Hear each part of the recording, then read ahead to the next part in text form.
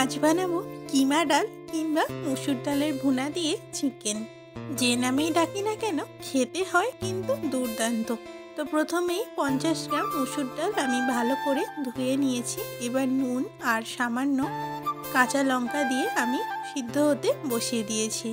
ডালটা সিদ্ধ হয়ে গেছে 90%। ডালটা যখন সিদ্ধ হয়ে যাবে ডালটা আমি নামিয়ে নিলাম। ওই একই কড়াইতে দিয়ে দিলাম হাফ চা চামচ গোটা জিরে আর চিকেন পাউডার।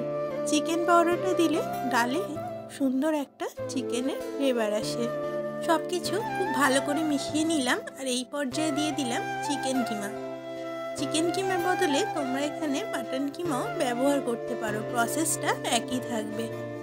গ্যাসের ফ্লেম মিডিয়াম টু লোয় রেখে দিয়ে দিলাম একটা মিডিয়াম সাইজের পেঁয়াজ কুচি আর আদা রসুন বাটা। দিয়ে দিলাম 1 চা চামচ লবণ আর 1 চা চামচ হলুদ। এবার সব কিছুকে খুব ভালো করে ভুনে নেব।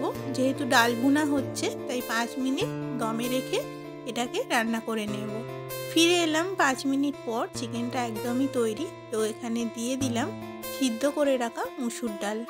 ভালো করে সব কিছু মিশিয়ে নিলাম আর উপর থেকে ছড়িয়ে দিলাম একটা মিডিয়াম সাইজের টমেটো কুচি।